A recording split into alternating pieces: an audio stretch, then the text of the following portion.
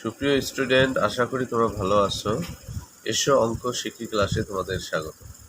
আজকে ষষ্ঠ শ্রেণীর 1.5-এর এই 6 নম্বর অঙ্কটি তোমাদের একটু দেখানোর চেষ্টা করেছি।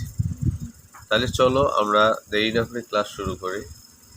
দেখো, এখানে 6 নম্বর সমস্যাটি আছে, জামাল সাহেব তার সম্পত্তির 7/18 অংশের মালিক।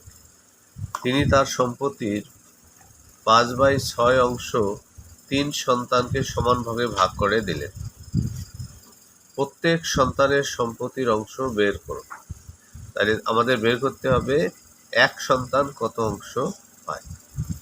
তাহলে দেখো, সমাধানে দেখো, জামাল সাহেবের সম্পত্তি কি 7/8 অংশ। তিনি তার 3 সন্তানকে দিলেন 7/18 এর 5/6 অংশ।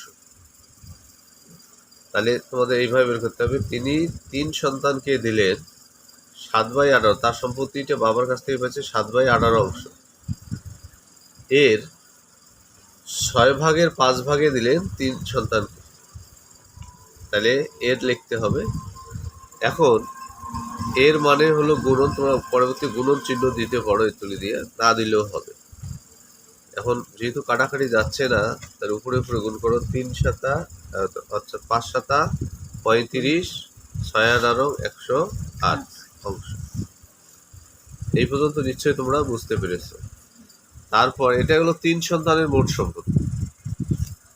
এখন তিনি প্রত্যেক সন্তানকে, প্রত্যেক মানে 3 সন্তানকে যেটা সম্পত্তি দিছে সেটা যদি আমরা 3 দিয়ে ভাগ দেই, তাহলে এক সন্তানের সম্পত্তি অনায়াসে বের হয়ে যাবে। তাহলে তিনি প্রত্যেক সন্তানকে দিলেন, এটা দিচ্ছে 3 সন্তানকে। আমি আবার বলতেছি, দেখো, এটা দিচ্ছে 3 সন্তানকে। তাহলে এক সন্তান পাবে এই অংশ ভাগ 3, এই অংশ ভাগ 3।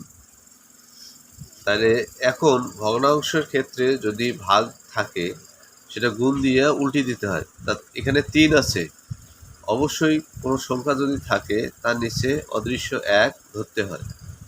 সেজন্য হচ্ছে 35/108, ভাগ চিহ্নটাকে গুণ দিলাম, পরিবর্তন করে গুণ দিলাম, তাই এই নিচের 1টা, অদৃশ্য 1টা, অর্থাৎ একটা উপরে গেল, উপরে 3টে নিচে আসলো। এখানেও দেখো কাটাকাটি যাচ্ছে না, তাই উপরে উপরে গুণ করলাম, নিচে নিচে গুণ করলাম। 35 1 35, 3 108 হলো 324, মানে 3 আসছে 24 আর 301 324, এত অংশ। তাহলে এই অঙ্কটা তোমাদের এইভাবে করতে হবে। তাহলে উত্তর হচ্ছে প্রত্যেক সন্তান পাবে কত, 35/324 অংশ। আজ এই পর্যন্ত। ভালো থাকো, সুস্থ থাকো, নিয়মিত ক্লাসগুলো দেখো। আল্লাহ হাফেজ।